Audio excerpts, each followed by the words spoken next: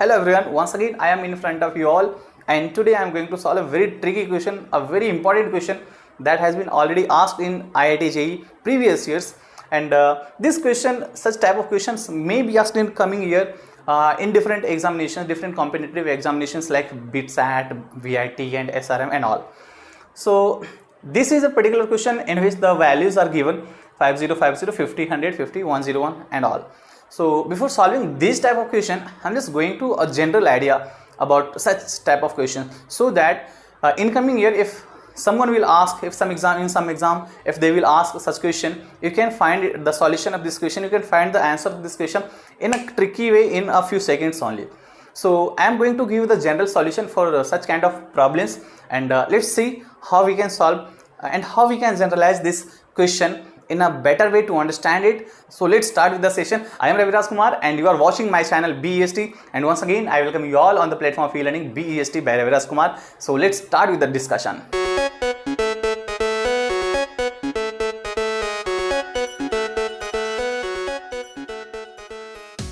So student, we have given this question and I am going to generalize this question in form of a number n, right?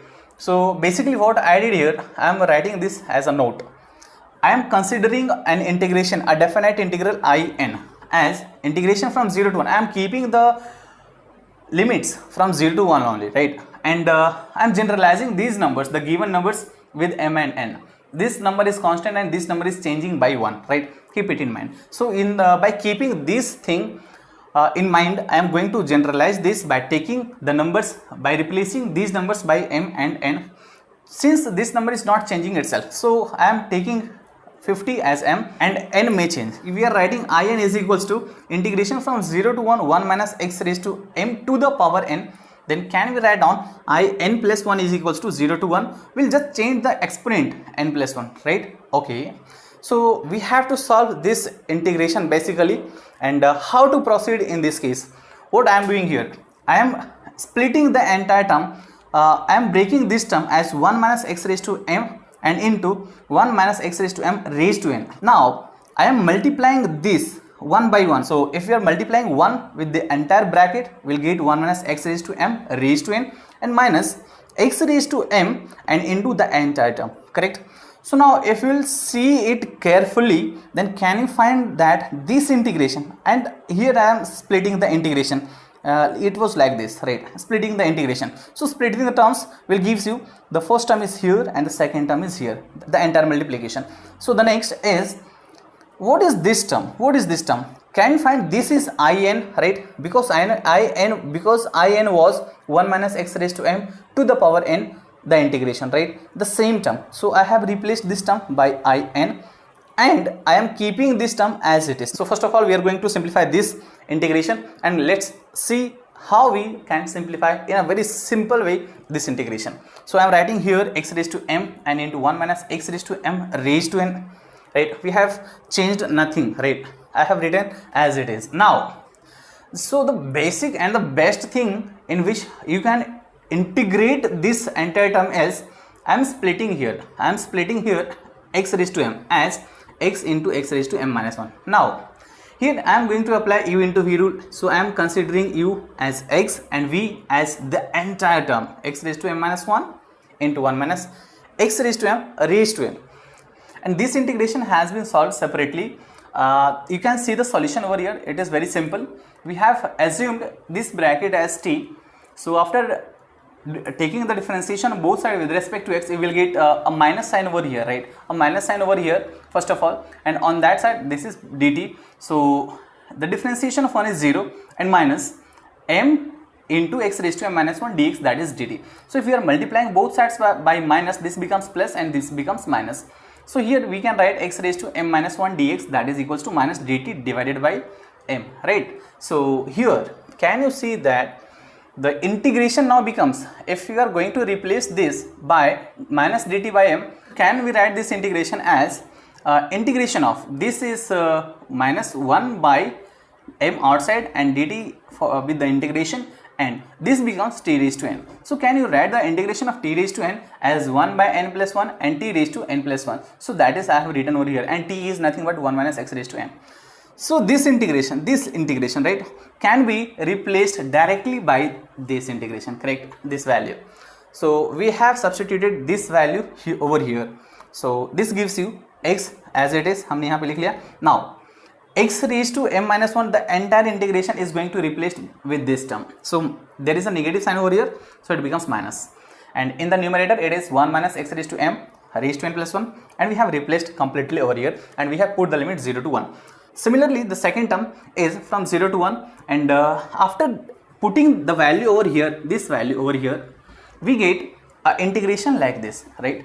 Just put this value here, we will get in this integration. Now here m into n plus 1 is completely constant term, correct? So if you are taking this constant term outside, just hide this term. What is this term? Integration from 0 to 1, 1 minus x raised to m raised to n plus 1. This is nothing but I n plus 1. Is it same? Yes. So this term can be written as 1 by m into n plus 1 and into I n plus 1, correct? Now I am going to replace the entire term with this term in this equation, and here the first term was 0. If we are taking upper limit as 1, so 1 minus 1 becomes 0, and if you are taking 0, then it will directly give you 0, right? So first term becomes 0 and the second term remaining. So the integration of this term is nothing but 1 by m into n plus 1 and into I n plus 1. Now this value can be substituted in this equation with this term, right? So if we are substituting this term with this value, so equation 1 becomes like this. On the left hand side it is n plus 1, and on the right hand side it is I n minus. The entire term will be replaced with this term. So minus sign is here, so it will come with minus sign, and I n plus 1 by m into n plus 1, and both side I am dividing by I n plus 1. So it becomes 1, and I n by I n plus 1 minus this will also get cancelled with I n plus 1. So it will give you 1 by m into n plus 1. Now finally we have the term this, right? So can we write this I n by I n plus 1? I am keeping this term on the right hand side and taking this term on the left hand side. So after taking on this left hand side and after taking the LCM and calculation, we will get this term, right? This term. So I n by I n plus 1 is nothing but m into n plus 1 plus 1 by m into n plus 1. Now think about the given question. If you are considering m as 50, n as 100, it was suitable, completely suitable. Now can you find the direct value of this question with this equation? Yes or no? Let's check it. So what you get finally, I n by I n plus 1 is nothing but m into n plus 1 by m n plus 1 by m into n plus 1, right? Here n is 100, so I 100 by I 101 is equals to m into n plus 1. And what is I 100? Just assume this first, right? So I 100 means what? I 100 means the integration from 0 to 1, and 1 minus x raised to 50 and raised to 100 and divided by 101 means 0 to 1, and 1 minus x raised to 50 and raised to 101. And this is equals to what? This is equals to m into n plus 1 by and this is equals to m into n plus 1 by m into n plus 1, right? So this is what? This is the same thing, no? And this is the denominator, right? And what is m and n? Just replace over here. M is 50 and n is 100, so this is 101 plus 1 and divided by 50 and into 101. 50 into 101 gives you 5050.